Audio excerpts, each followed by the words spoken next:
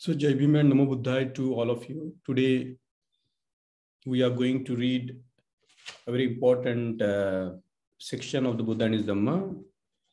It is the part 7th of book 2, and the head topic is conversion of women, and the subtopics are 1. Conversion of Maha Prajapati Gautami, Yashodhara and her companions, and number 2, conversion of Prakriti, a Chandalika. So this is what we are going to conduct today, and today we are into our 20th reading session of the Buddha and his Dhamma. So let's begin with our chanting. Namo tassa bhagavato arahato samma sambuddhassa. Namo tassa bhagavato arahato samma sambuddhassa. Namo tassa bhagavato arahato samma sambuddhassa.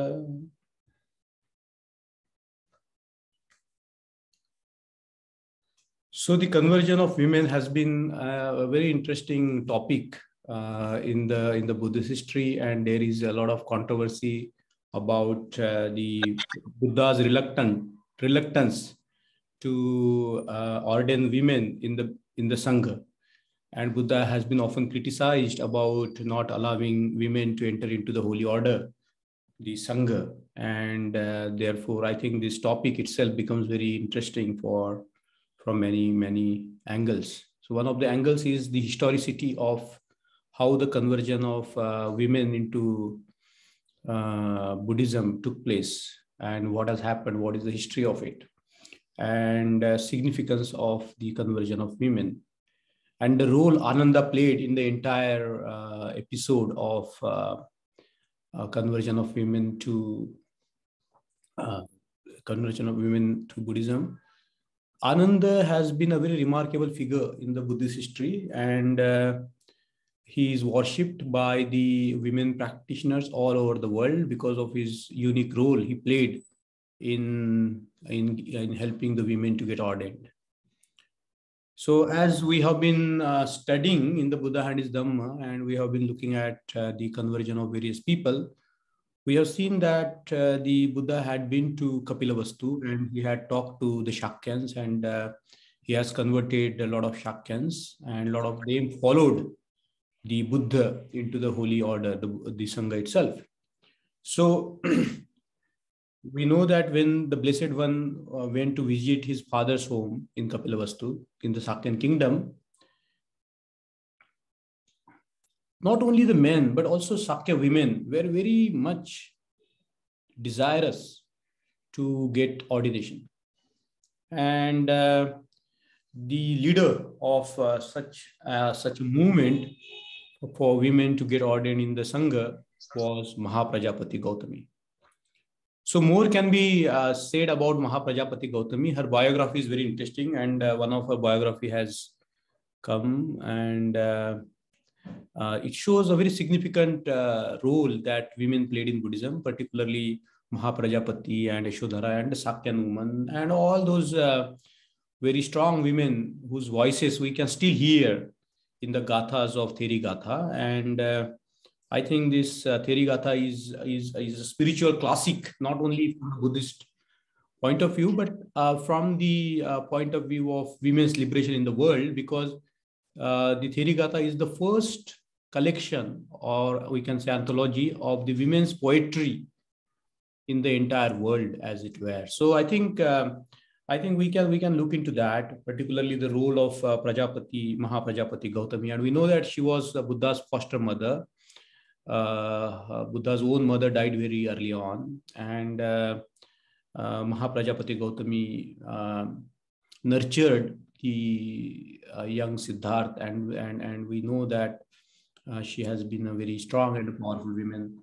So we see this, her personality, her strength, her personality coming into into fore all the time in the Buddhist texts.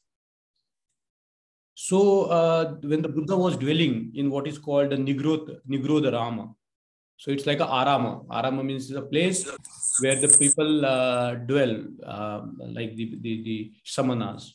So he was in the Arama called Nigrodha, and he was staying among the Sakyans. So Mahaprajapati Gautami went to him and said, "It would be well, Lord, if women were allowed to become parivrajakas and enter the Sangha under the doctrine and discipline proclaimed by the Tathagata." So under the doctrine and discipline means Dhamma Vinay. That's traditionally, that is what the Buddha Dhamma is called, Dhamma Vinay. And Buddha is staying in Nigrodha Arama, where Mahaprajapati approaches him and he requests him this way, that she should be, or the women should be allowed to enter the order. So now this is verse number 4. The Buddha says to Mahaprajapati Gautami, "Enough, O Gautami, let not such a thought come into your mind." So he says to, the Buddha says to Mahaprajapati that, okay, don't entertain such a thought. So she requests second time and third time, and she receives the same reply. So verse number 5, it turns like this. Then Mahaprajapati Gautami, sad and sorrowful, bowed down before the Blessed One and went away weeping and in tears. So this was the condition of Mahaprajapati. She felt very sad, she felt very sorrowful, and she bowed down before the Buddha and left in weeping and in tears. So we can see that among the Sakyans, the Buddha's Dhamma was already popular, because the Sakyan men had already ordained, and a lot of them joined the Sangha, and Sakyan women are requesting now the Buddha to let them enter the order, and Buddha is refusing to Mahaprajapati. So after the Blessed One had left Nigrodha Rama for his wanderings, Mahaprajapati and the Sakya women sat together to give further consideration to the request for admission to the Sangha and the refusal of the Lord to grant such a request. So Mahaprajapati, of course, convened a meeting, because we know that she will not take no. So she convened a meeting of the Sakyan women, and the Sakyan women decided not to take no for an answer. And they decided to go further to assume the garb of Parivrajak and present the Lord with a fait accompli. Means they decided to ordain themselves. They decided to become the Parivrajaka themselves. I think that is a very revolutionary step. And it's a very significant step that the women themselves decided that they would enter into the Holy Sangha, whether the Buddha allows or not. So all of them, they tonsure their head and they don the robe of Parivrajaka. And so accordingly, what Mahaprajapati did, Gautami did, she cut off her hair and put on orange colored robes and set out with a number of women of the Sakya clan on her journey to meet the Lord, who was at that time staying in Vaisali in the Mahavana in the Kutagara hall. So Vaishali is a very significant city and one of the cities that the Buddha loved, because Vaishali was a democratic republic. And even today in Vaishali, the Stupa is found called the Mahaprajapati Stupa, where actually the Buddha agreed to let women enter the order. Even today it stands there, and it was witnessed by Xuanzang when he came to India and when he visited Vaishali. The Stupa where the Buddha had allowed the women to enter into the Sangha still stands. So, it's like a historical testimony to the fact that the Buddha here ordained the women and allowed the women to enter into the holy order. Mahavana in Kutagara hall. So Buddha was dwelling there. So in due course, Mahaprajapati Gautami with her companions arrived at Vaisali and with swollen feet and covered with dust came to the Kutagara hall. This journey of Mahaprajapati is very significant in the sense that these all Shakyan women, they walked all the way from Kapilavastu to Vaishali. So some of the people are trying to find out the ancient trail as to from where from Kapilavastu to Vaishali, from which route Mahaprajapati and the Sakyan women might have walked. And I think that trail is very interesting, because this walk of Mahaprajapati is important in terms of the walks undertaken in the Buddhist history, particularly the walk of Siddhartha Gautama when he renounced his home and he went out in search of the truth. So I think someday maybe some of you can take that walk from Kapilavastu to Vaishali, the way the ancestral mothers have taken the walk.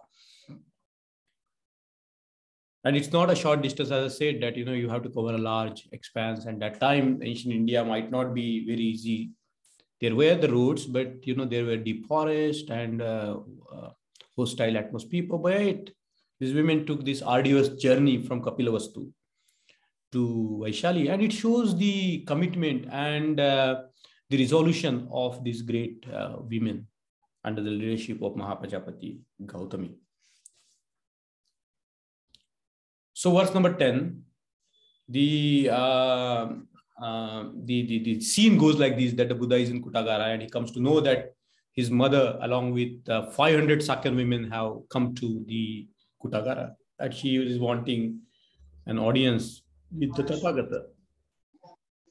So she again goes to the Buddha and she again makes the request, the same request that she had already made in Nigrodharama, in nearby Kapilavastu, maybe. So she makes the same request and the Buddha refuses again. And on receiving his refusal a second time, Maha Prajapati withdrew and was standing outside the entrance of the hall, not knowing what to do. Now you have to understand here that if the Buddha says no 3 times, that means it's a final no. And therefore we see that in the verse number 11, Maha Prajapati is very tactical.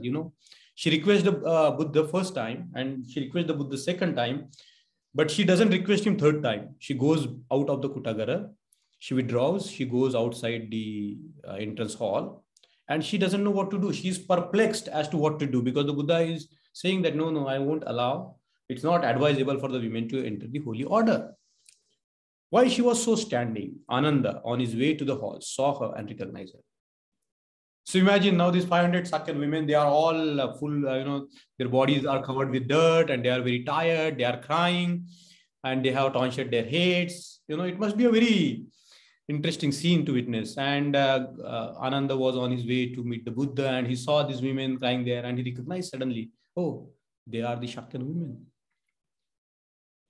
So Ananda is a very critical in the Buddhist history because not only for memorizing what are called the suttas, but he is a very interesting historical figure.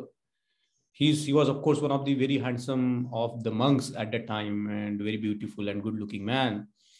And it is said that he was very closely related to the Buddha, very, very closely related to the Buddha. And he has been serving or attending to the Buddha for a long time. He was like Buddha's personal assistant, attendant.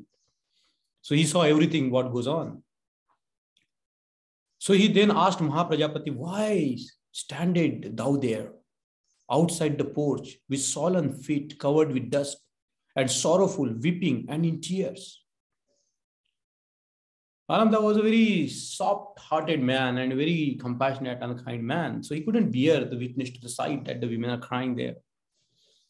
Inasmuch, O Ananda, as the Lord, the Blessed One, does not permit women to renounce their homes and enter the homeless state under the doctrine and discipline proclaimed by the Tathagata, said Maha Prajapati. So that's what was making these Sakyan women sad and disappointed and sorrowful because the Buddha was not letting them into the holy order. Then did the Venerable Ananda go up to the place where the Buddha, the Blessed One, was and bow down before the Blessed One and take his seat on one side. And so sitting, the Venerable Ananda said to the Buddha. Now this is very interesting. This dialogue between the Buddha and Ananda is very interesting. Behold, Lord, Maha Prajapati Gautami standing outside under the entrance porch with solemn feet covered with dust, sad and sorrowful, weeping and in tears, inasmuch as the Blessed One does not permit women to renounce their homes and enter the homeless state under the doctrine and discipline proclaimed by the Blessed One. It were well, Lord, if women were to have permission granted to them to do as she desires. Then he goes on, Ananda goes on talking to the Buddha like this. Has not Maha Prajapati proved herself of great service to the Blessed One? When as aunt and nurse, she nourished him and gave him milk and on the death of his mother, suckled the Blessed One at her own breast. It were therefore well, Lord, that women should have permission to go forth from the household life and enter the homeless state under the doctrine and discipline proclaimed by the Tathagata. See, actually, we don't know actually what has happened, because with this part, we also need to read the beautiful paper that Baba Ambedkar has written on the rise and fall of Hindu women. And I would say that the insights offered in that paper, which Baba Ambedkar has written for the Maha journal, because there was a criticism on the Buddha, and Anagrik Lama Govind has written a piece, and then Baba Ambedkar wrote a long piece for the Maha journal. And that's a very interesting sort of piece to read, because it shows the Buddha's attitude towards the women. So it is not like Buddha was a patriarchal and, his reason for reluctance to let women enter into the holy order were different. They were sociological reasons per se, because as we are going to look into, it was not related to the potential of women or inequality. So this is what the Buddha shares with Ananda. Enough, Ananda, let it not please that women should be allowed to do so. A second time and a third time did Ananda make the same request in the same word and receive the same reply. Then the Venerable Ananda asked the Blessed One, what can be the ground, Lord, for your refusal to allow women to take parivraja?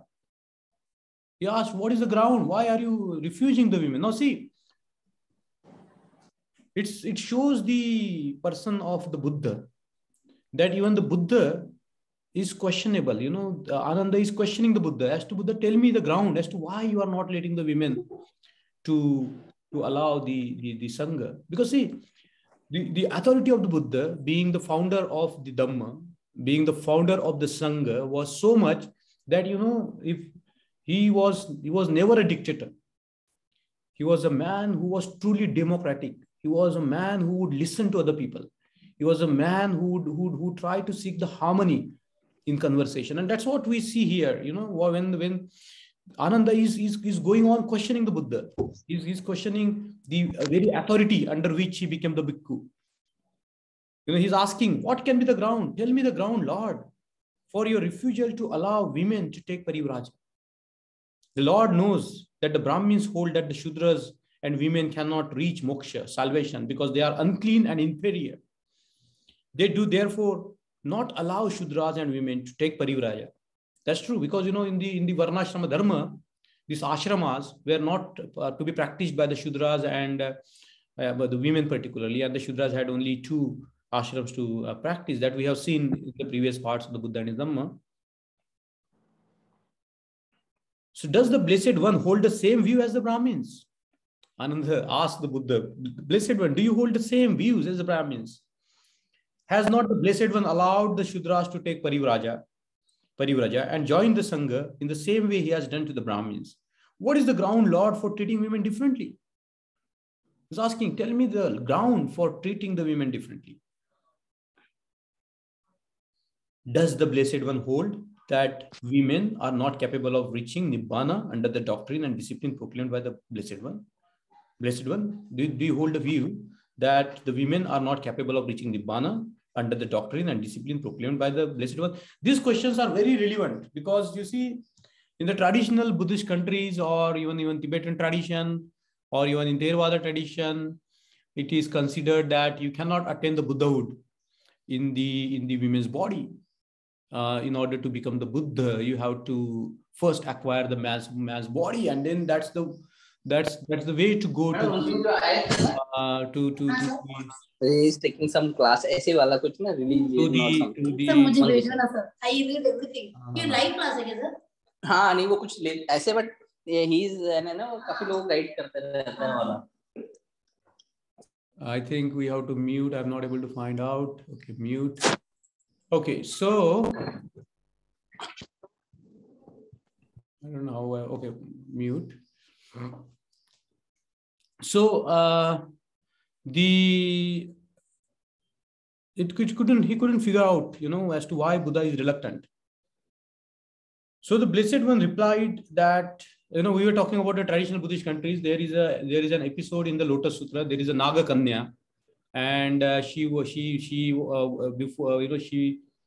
attains to the Buddhahood, and it is said that the women can also attain to the Buddhahood. But there is a twist to the story that before that Naga Kanya attain to the Buddhahood, she transforms herself into the man's body, and this has been a question everywhere, and that is, in the traditional Buddhist countries, the Bhikshuni Sangha, as it were, doesn't exist as such, and therefore, I think this questioning is very essential and very pertinent even to our contemporary context.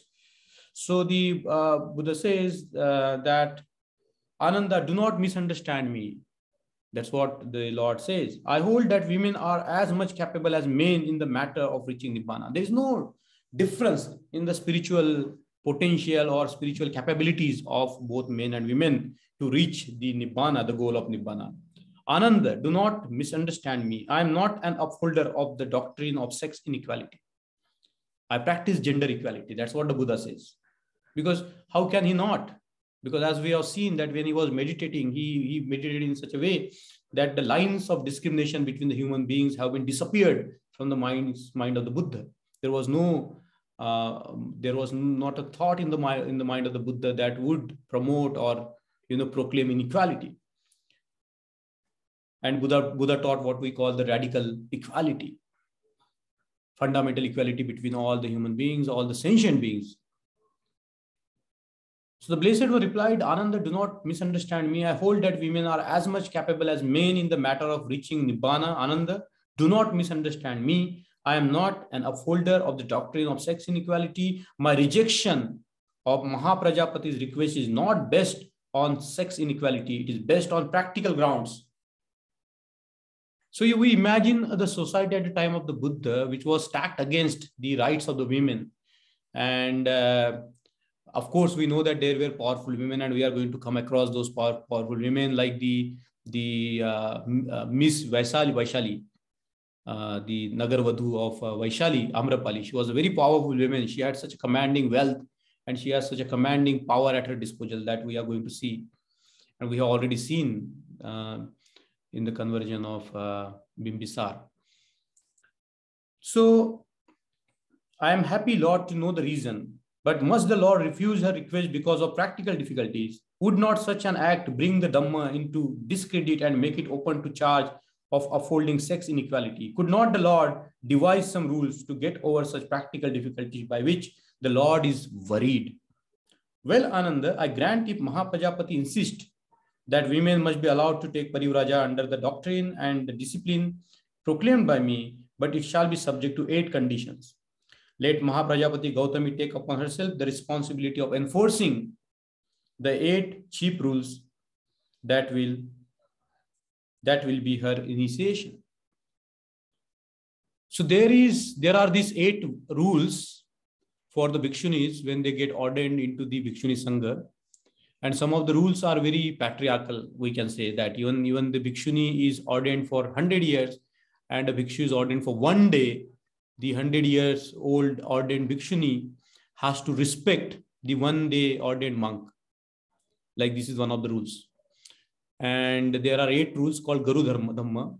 And there has been a lot of controversy, particularly the women in the Buddhist culture. They are challenging this Guru Dharma. I know one Bhikshuni, Venerable Chow Wei from Taiwan, and she has denounced the 8 Guru Dhamma.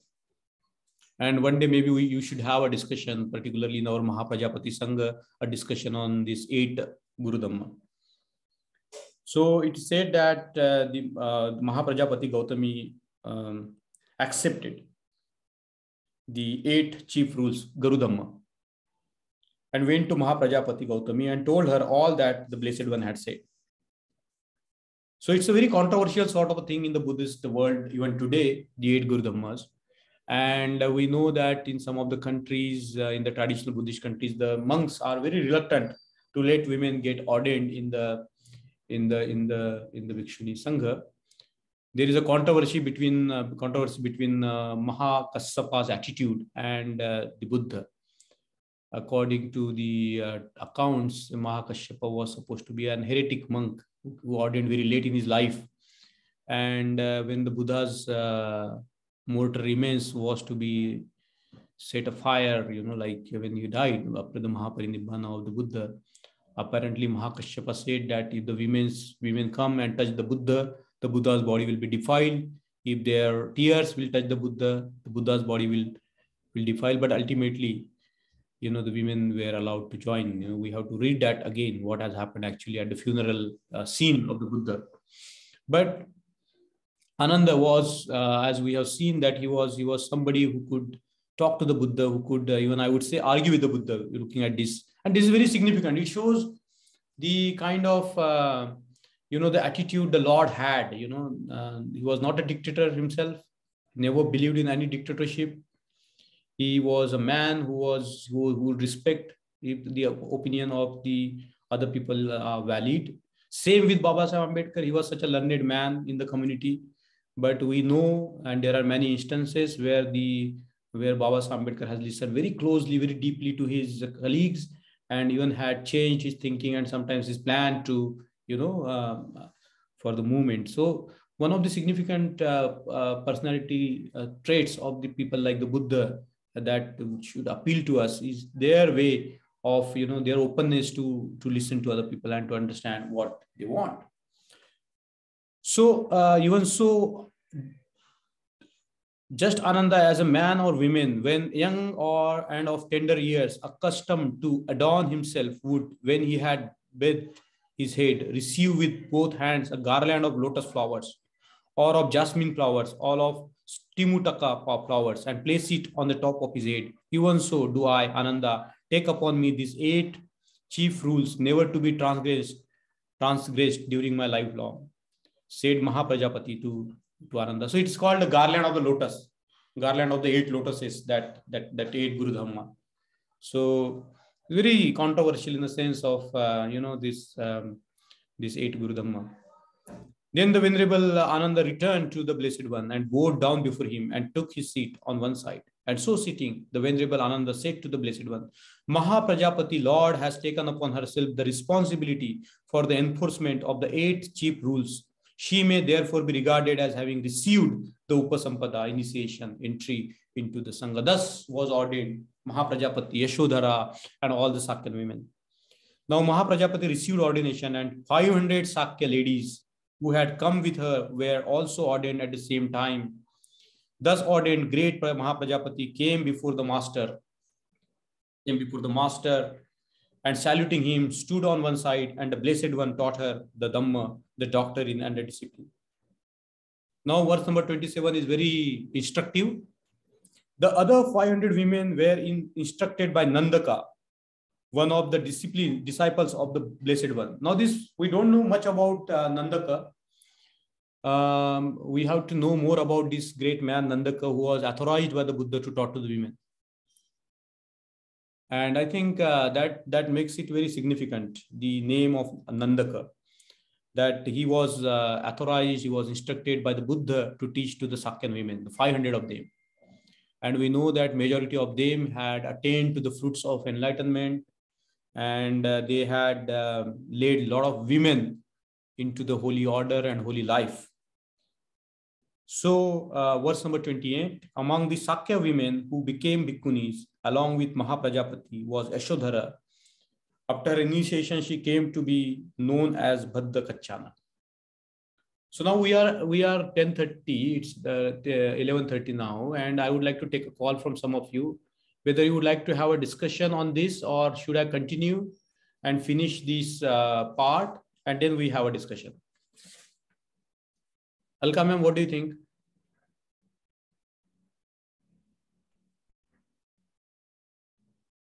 I think we can read again next chapter. Okay. Then I will go on. Conversion of Prakriti and Chandalika. Okay. Then I will go on reading, and then maybe we will end up this. After that, we will have a discussion. Okay. So on one hand, we have seen the conversion of the royal women and the Sakyan women, And now in the section 2, Baba Sahib Ambedkar has written about conversion of Prakriti, a Chandalika. Okay. So now this scene is in the Shravasti, in the Jetavan Aram of Anatha Pindaka. So it's quite late, after the conversion of Anatha Pindaka, when Anatha Pindaka has offered the Jeta's garden to the Buddha. Buddha was dwelling there in Shravasti. So this is the scene in Shravasti. You see, these Buddhist texts are very remarkable because they give us the name of the place, they give us the name of the person with whom Buddha talked, and they give the sort of a setting like we have seen exactly, and that stupa where Recording in progress.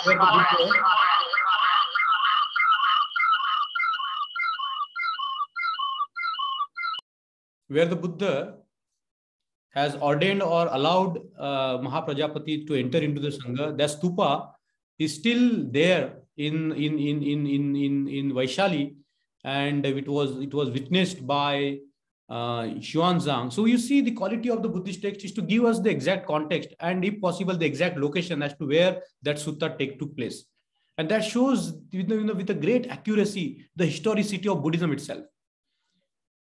They didn't record the date and the time. There might be a different mechanism to date the day and time, but we see that it's very particular. So you see here also in the section 2, very remarkably, the place is given, Anatha Pindaka's Jetavana. So now the setting is like this. It's about Ananda. Ananda seems to be very popular with the women, and it so happened his personality was very amicable. He was a very amiable man, Ananda. So it so happened that Ananda, his disciple, had gone into the city to beg for alms. After eating his food, Ananda was going to the river for drinking water. And on the river bank, he saw a girl. She was filling her pot, and Ananda asked her to give him some water. So Ananda requested, can I have some water? So Ananda also comes prominently in the Rise and Fall of Hindu Women, the paper that Baba Sahib Ambedkar has written, and I recommend all of you to read it because it's a very fascinating, very insightful paper, and it teaches us how to read the Pali Suttas and how to analyze it rationally and so on and so forth. It's a very unique methodology that Baba Sahib Ambedkar has underlined and developed in the Rise and Fall of Hindu Women. So Ananda, the girl whose name was Prakriti refused, saying that she was a Chandalika. She says, "No, you look so nice. You are an ordinary man. You appear as if you are coming from some royal family. So, I am just a Chandalika. How can I give you water?" Now, the verse number 5 is so important. Ananda said, "I am concerned with water. I am not concerned with your caste." The girl then gave him some water from her pot. She said, "I have nothing to do with where you come from. I'm only concerned with drinking water because I am thirsty." Thereafter, Ananda left for Jetavana. The girl followed him and saw where he was staying and found that his name was Ananda and that he was a follower of the Buddha. So she followed Ananda, and she realized that Ananda was the disciple of the Buddha. So she goes to her mother, she starts crying, and she falls on the ground, started weeping, and she says, "Mother," she tells to her mother the whole story, and she says, "Mother, if you wish to marry me, I can only marry Ananda. I will not marry anybody else." The mother started on an inquiry, and she came to know that Ananda is a monk, and the marriage is an impossibility. This marriage cannot take place because Ananda has taken the vow of a celibacy. On hearing this news, the girl was filled with extreme sorrow and gave up food. She was not prepared to take things as though it was a decree of fate. So she said, "Mother, you know the art of sorcery. You know some magical powers, don't you? Why don't you employ it to achieve our purpose?" The mother said, "I will see what can be done." And then Matangi, the name of the mother was Matangi, invited Ananda to her house for a meal. The girl became very happy. Matangi then told Ananda that her daughter was very anxious to marry him. Ananda replied, "I am vowed to be celibate and therefore I cannot marry." So this went on a few times. Her mother said that, if you don't marry, she will commit suicide. So she was trying to convince him. Even the girl asked her mother to close the door, and she would try to entice the monk Ananda to become her husband that very night. The mother did what the girl wanted her to do. As night fell under the mother, the mother brought in the room a bed. The girl, dressed in her best, stepped in, but Ananda remained unmoved. The mother at last used her sorcery. As a result, a fire broke out in the room. The mother then held Ananda by his clothes and said, "If you will not agree to marry my daughter, I will throw you in this fire." However, Ananda did not yield, and the mother and the daughter, feeling helpless, left him free. So Ananda went to the Buddha and told what has happened. So on the second day, the girl came to Jetavana in search of Ananda. Ananda was going out for alms. Ananda saw her and wanted to avoid her, but the girl followed him wherever he went. When Ananda returned to Jetavana, he found the girl waiting at the door of his vihar. Ananda told the Blessed One how the girl was pursuing him. The Blessed One sent for her. So Blessed One asked, "Okay, bring her to me. Let me talk to her." So when the girl appeared before him, the Blessed One asked her why she was pursuing Ananda. The girl replied that she was intent on marrying him. "I have heard he is unmarried and I am also unmarried." She said, "He is unmarried, I am unmarried, and I intend to marry him." The Bhagavan said, "Ananda is a bhikkhu and he has no hair on his head. If you can get yourself clean shaven, I shall see what could be done."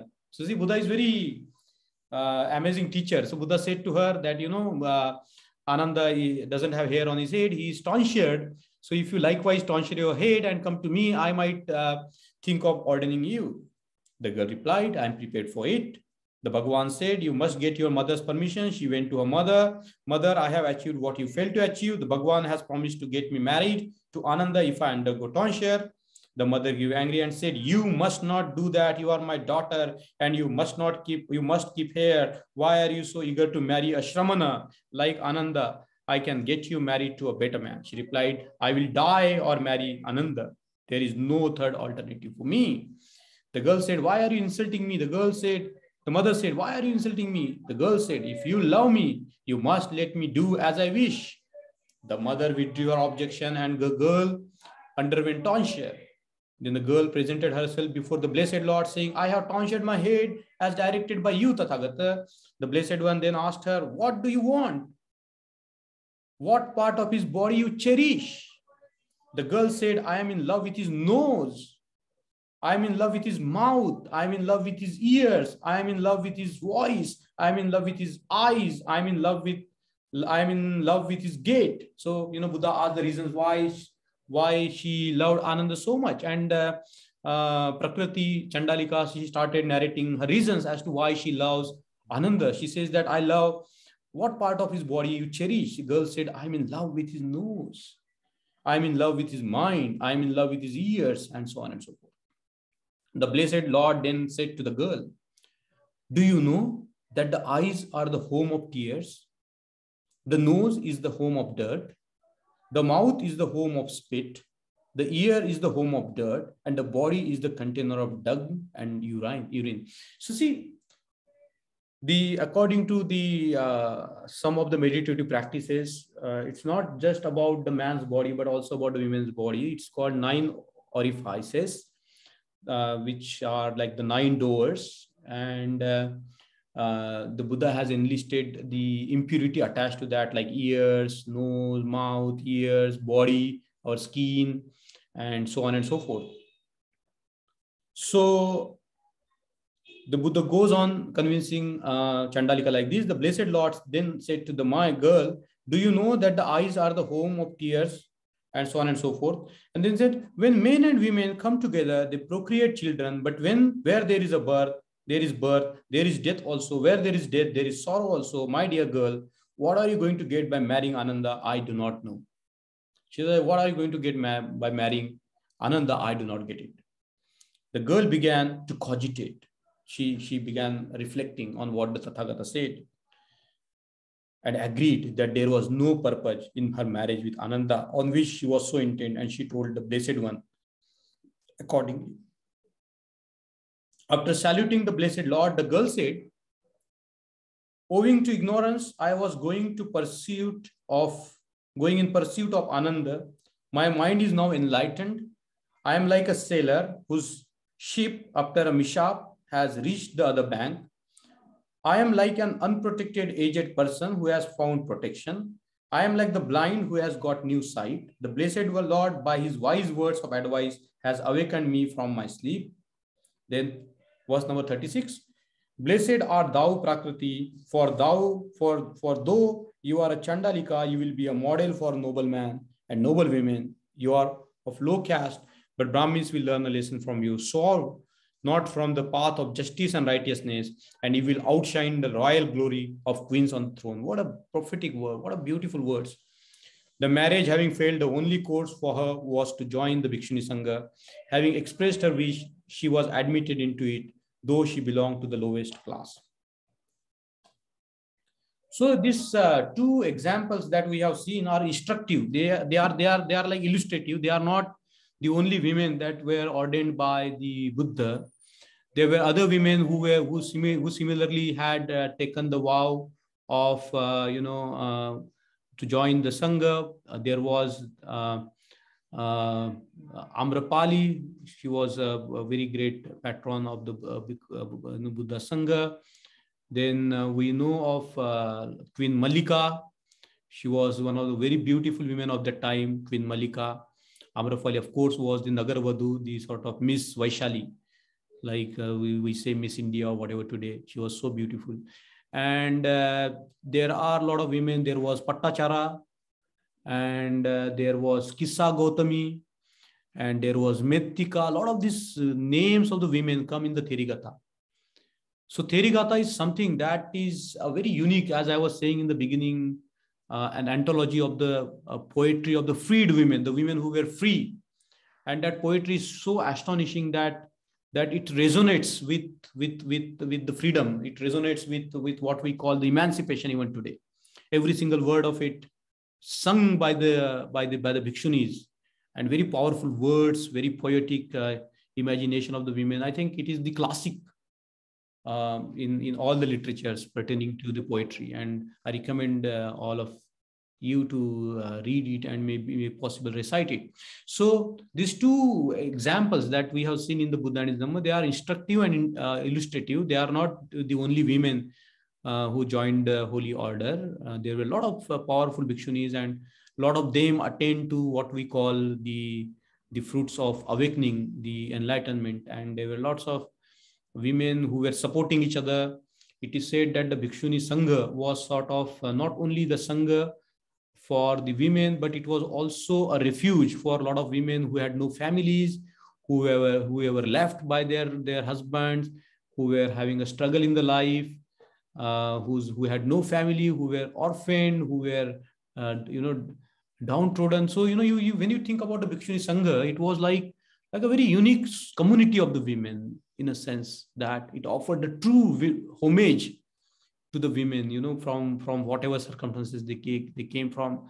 Some of them who joined the holy order were prostitutes, and the Buddha did not have any premium, as Baba Ambedkar said in this Rise and Fall of Hindu Women, on virginity. Like other religions, like the women has to be a virgin to get ordained in their order.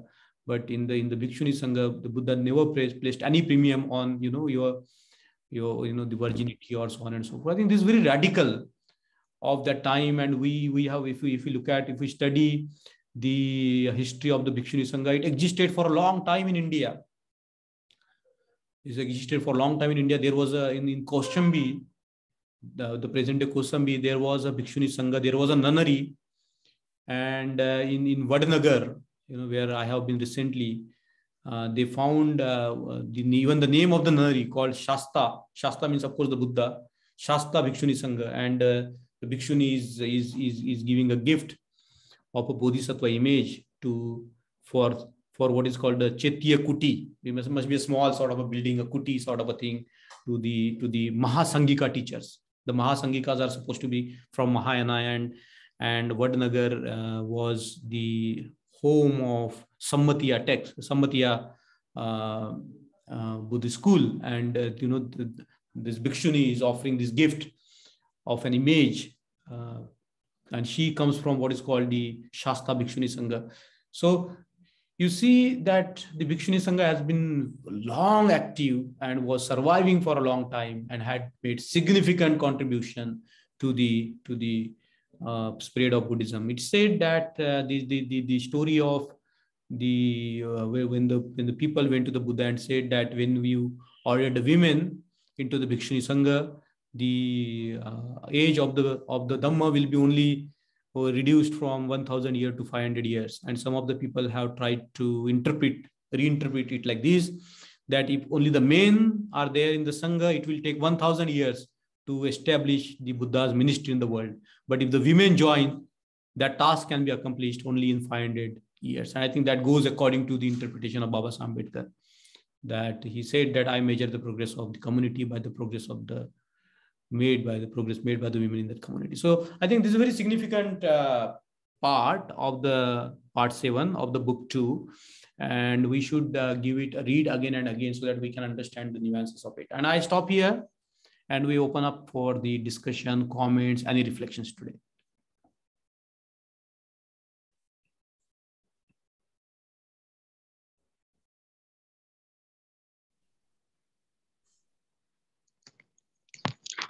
What a coincidence, no? Mark Purnima celebration event, then today's session, Yes. and then 8th International Women's Day. All are together. Jai Bhim everyone, Shilpi this side. Shilpi. Yeah, so I would like to take few seconds here and to acknowledge and appreciate the very enormous contribution of Ananda. I mean, the initiation and the walking through that path of convincing Buddha, not even convincing Buddha. I mean, using the Socratic and the Platonic dialogue technique of conversing with Buddha in order to come to one conclusion. Because I'm not sure though, however, did Buddha already had, since he was the enlightened one and had this thing in his mind or in his long far-fetched view already, that Ananda and himself would come to this end, to the conclusion of that whole dialogue, that yes, women would be allowed to enter to the Sangha. However, I'm not quite certain on that part. But the journey and the dialogue which led to erase that doubt, because Buddha had himself in the text mentions that doubt came upon Buddha's mind, and it was Ananda who helped through the dialogue, through the way of communication, to come to a conclusion and to a reason. And before reaching to that conclusion, where Ananda gives a very philosophical and highly feminist point of reason to Buddhas. I was saying that how Maha Prajapati Gautami have already served you while she nursed you. And then how come Yashodhara as well as served you being your wife? Because that was the order of the society where women, I think the primitive society and the structure of the society was like that. The women and the downtrodden, the low caste, were not the part of the main society social structure. And so this chapter and this episode and the contribution of Ananda is very huge and needs to be acknowledged and given due credit, along with Buddha himself, of course. Meanwhile, addressing to the entrance of women and the door opening for the women of the social order of ancient Indian society. The role is very significant and huge. Very good. Very good, Shilpi, because I think some new research is coming up where the women are looking into the texts and trying to figure out the biographies of Maha Prajapati Gautami, Yashodhara, and so forth. There is one researcher, I try to recollect her name, Wendy Geiling, and she has been writing on women in Buddhism and the biography of Maha Prajapati Gautami. So I think more and more of these biographies appear in Therigatha also. So my point is, that as I was saying, that the Therigatha is a liberation songs of the women. They are not just Buddhist women. Because one of the Gatha says that, when I am awakened to the reality, what it has to do with my sexual organ, that radical. So awakening and my being women or men is of no consequence. Saying that, the body is not a limit to attain to the Buddhahood. And this is very insightful and very deep sort of, I would say that insights, very deep insights into the nature of the human society. Ananda, of course, is worshipped by the nuns or women in the Zen tradition. In Japan, there is a secret practice of celebrating Ananda's birthday. Ananda's biography, we need to know more, because according to Wendy Geiling, she says that her mother was Gautami, Kissa Gautami, another Kissa Gautami. And I don't know whether, it might sound controversial, but she makes it a point that maybe the Ananda was the biological son of the Buddha himself. And Maha Prajapati was his aunt, because according to some of the textual stories, that Ananda was born the very day when the Buddha attained to enlightenment. These are all figurative sort of the stories. We don't know what has happened in the history. We can just speculate on things. And he says that Wendy says that the Buddha learned a lot of things from the wisdom of women. And I think her books are worth reading. And I will give a link in the group of her books. Okay. So that's a wonderful point, Shilpi. Sure, sir. Jaideep, sir. Yes. Yeah. Sir. Yes, sir. I wanted to reflect on this section about entry of Maha Prajapati Gautami and Buddha allowing women into the Sangha. So there has been much criticism that how come Buddha at first place didn't allow, and how come after requesting by Ananda, Buddha, suddenly said yes. So this needs a big, reflection and bit much discussion on this. It's not like that after requesting Ananda, Buddha allowed the entry of the Sangha, because he was the enlightened one, right? He was knowing what he was saying, what he was doing.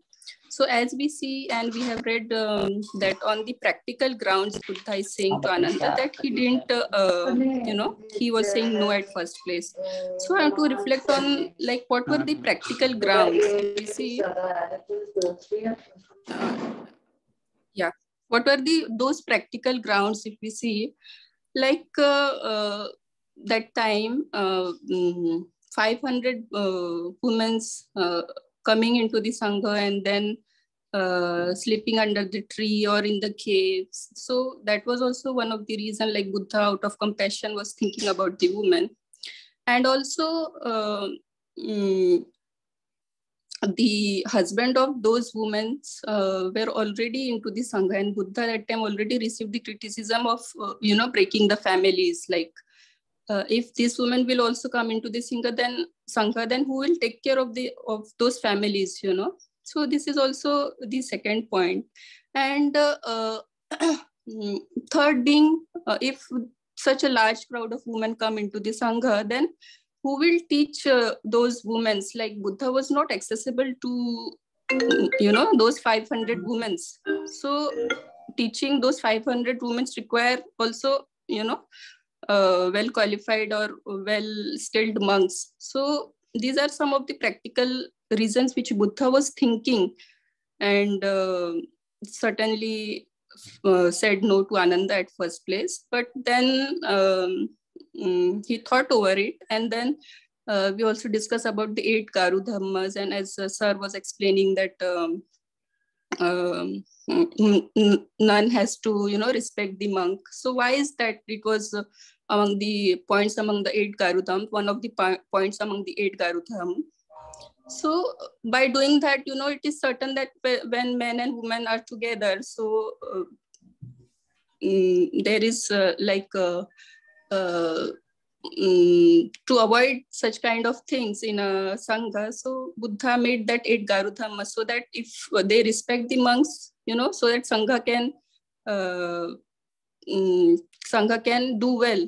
So these points are there, and it's not like that after requesting after request made by the Ananda, Buddha, changed his mind and did this same thing. And second point I would like to make here is this is very significant that Buddha made the woman into the Sangha, because if we see the Vedic time, that time only men were allowed to, for chanting the Vedas and all, and women were not allowed. So Buddha making entry of the women into the Sangha and not making any gender discrimination. This is very significant in the history of religion, I think. So this is the reflection, sir, I would like to make here.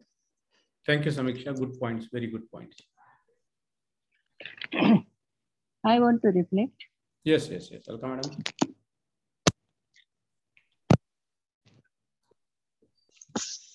The Sikhs and Upasaks entering in the Sangha were not free from greed, hatred. They had attraction towards each other. So Buddha made separate groups and made rules like they should not have contact of eyes, should not speak with each other, or sometimes when there is necessity to speak, they would speak less, like this. And also this would have been obstacle in attaining the Nibbana. Right. This might be this, yeah. Right. I think there is a lot to reflect on, because I think this is a very significant sort of a part in the book 2 of the Buddha and Dhamma.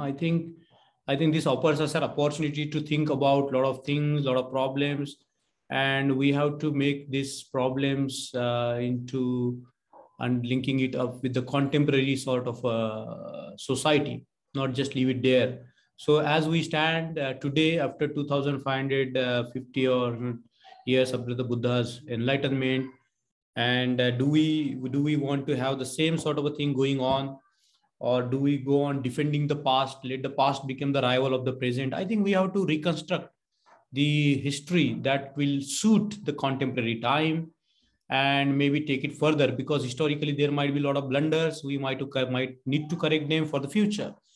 So my take on this is that the Buddha, instead of dwelling more on the history, looking at today, as I often say, that we need to let Buddhism have a dialogue with all disciplines, and particularly the freedom, the emancipation movements going on in the world. What can Buddhism have a dialogue with them? For example, the feminist movement, because what kind of a dialogue Buddhism have with it? It boils down to the levels of desires. What is the desires? How do we create the genders? How do we create the roles of man and women? It goes down to that. And what has Buddhism to offer in this? As to in terms of the desires that we all see, what is it? So how the sexual roles are constructed by the society, by even modern society today. For example, the modification of the women's body that we see in the advertisement and the films, and so on and so forth. There are many issues up here. So I would particularly take an attitude of understanding the contemporary realities around us, put the Buddhism in dialogue with them. And, it's because, as Baba Ambedkar said, that the Buddhism, he likes Buddhism because of its inherent flexibility. Because the Buddhism has got this very unique characteristic of being flexible to serve the human being, to serve the humanity. And therefore, I think at this juncture in the history of the world, we need to have these dialogues. And I think we need to move towards that, as to the dialogue between Buddhism and feminism. What are the intersecting points? What can, how the feminist critique of Buddhism places, the teachings of the Buddha, how Buddhism evaluates the feminist discourse today, and so on and so forth. Because Buddhism, was a movement of so many powerful thoughts and philosophies. There is so much in Buddhism that needs to be brought out for the contemporary world. And one of the ways that can be brought out in the modern world and make it serviceable to the humanity is through these dialogues. So, let's hope that we will in the future see these kinds of the dialogues taking place through our groups or other groups, so that we begin to see how we unravel those strands for the modern society and create, I would say, the movement of women's liberation with Buddhistic orientation and so on and so forth. So it's a very high ideal, but I think we should pursue it. Last, we have extended time, but we can take another 5 minutes if anybody would like to reflect. Yes, one more thing, sir. Okay, so the social order of the time, I mean, throughout the book, I mean, what I have observed with our reading and learning, the social order of the society, it was, and the language of the book, I mean, the last part where the conversion of Prakriti happens, the verse number 36, 35, and 37, the language of it, when the conversion happens, it is something where royal glory, first of all, I mean, the conversion, the order of the people and the kind of people coming from the social backgrounds are, the first ones are the royals. And then coming down to the downtrodden, the women's, the criminals, and the other section, other half of the society. However, when that conversion happens, when Buddha helps them to teach them, to make them see, the language of the book dictates in a way which is kind of a subjugated, which subjugates. Again, what I mean by this, that for example, this royal glory, and you will attain, or you will become like the highest of the order, the purest of the etc etc. So I mean, why this kind of a thing, we as a human as well must ask ourselves that in order to see through, and in order to become enlightened, why there has to be one view of being pure or of being highly ordained, and the language has to deal in the royalty, quote unquote actual royalty, and the purest like the royal form. Or maybe I think my interpretation goes is limited here. So I would really like you, sir, to reflect on this aspect more, because and when I see and when we study the European and the Western context of the people masses and the royalty, I mean the subjugation happens in a social political form by the very people who represent bourgeoisie and the royal culture already of the masses, in a social political setup of the society, of course, not the spiritual aspect of any of it. No, I think that's a good point, that the images are potent and they speak with us. But I think, Shilpi, we have to see this particular invocation in the context, because Prakriti, coming from a very downtrodden, she was like the person. I don't think that time untouchability existed, but she was like the fallen of the society, like a very despised sort of. And I think we are looking at a family. She had no father, it seems. Her mother was the head of the family. I think what is it you have to see in the context, because elsewhere, like for example, if you study the Samanna Phala Sutta, where Prasannajit goes to the Buddha to know the Dhamma, and the Buddha tells him the benefits of becoming a Shramana. And those benefits of becoming Shramana, they are so interesting that even the king cannot touch the holy Shramana, like that he says. Because the Samana has attained the highest of what we can say, the highest of the humanity. Nobody can touch him. So royalty and all, it means nothing before the fruits of Samana, what one gets after becoming an enlightened person. It has not, because there is nothing that can limit or box them. No royalty, no purity, no pollution. Their minds are so free, their minds are so boundless that they cannot be fixed in any social order. They cannot be arranged hierarchically. They have broken all these, the lines of discrimination, the boxes that we try to put other people into or ourselves into. So on a psychological ground, that's very, very interesting. And in Therigatha, there is one interaction between a Bhikshuni and a Brahmin, and the Bhikshuni challenges the Brahmin's wisdom, and ultimately he accepts her logic.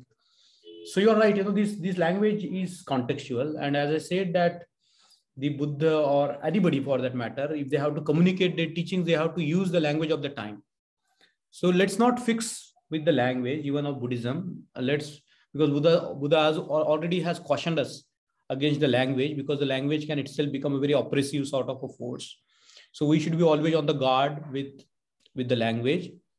But I think the central message is clear to you, that there is a possibility of attaining higher than the royalty, I would say, for anybody who has pursued this path of truth. So the truth seeker and the person who attains to the truth, we shouldn't use this high language of high and low, but for the sake of wording it, I would say they are higher in a sense of being free, in the sense of being compassionate, in a sense of being truly, truly human beings. Buddha did not mean in terms of wealth, but the king or queen occupy the higher positions in our mind. So he might use the language, royalty. Does that make any sense to you, Shilpi? Good afternoon, sir. Yeah, Sorry. Okay, Umesh, go on. Yeah. Tell him to all. Yeah. Sir, thanks a lot for sharing your so much valuable thoughts with us. And yesterday I was listening to the recording from the present and future. And the lecture was of 53 minutes, but it took me 2.5 hours to learn from it. You and Alkaji are both doing wonders for us. Sir, one small request. Sir. Yeah, Umesh, go on. Sir, can you sir, my humble request is the profound knowledge that has been sharing over here. Kindly do a favor to us to share with us, okay, what are the prerequisites of literature that we should learn, that we could better understand Buddha and his Dharma. No, I got this request from several sources now, that we should have a bibliography which will sort of offer a key to the Buddha and his Dhamma. So I'm going to prepare that, a set of books which will help us to understand the Buddha and his Dhamma. Give me some time, Umesh, and I will do it, okay? Sure, sir. Thank you so much. Welcome. Thank you so much. So I think here we come to an end of our class today. This was our 20th class. And we have one more part left with the book 2. And the book 3 is going to be very interesting. And I am determined to finish the whole Buddha and his Dhamma. Conduct maybe as many classes as possible. And I reckon that most of you are into the grip of Buddha and his Dhamma now. And I recommend all of you to write, to comment, to teach the Buddha and his Dhamma, whatever is your understanding, to other people. Because by sharing only, a lot of things become clear to us. So I think this is an open invitation for all, whatever we understand, without restraining yourself, just allow yourself to share Dhamma with other human beings. So thank you so much. Jai Bhim, Namo Buddha. Jai Bhim, Namo Buddha. Thank you so much. Thank you, everyone.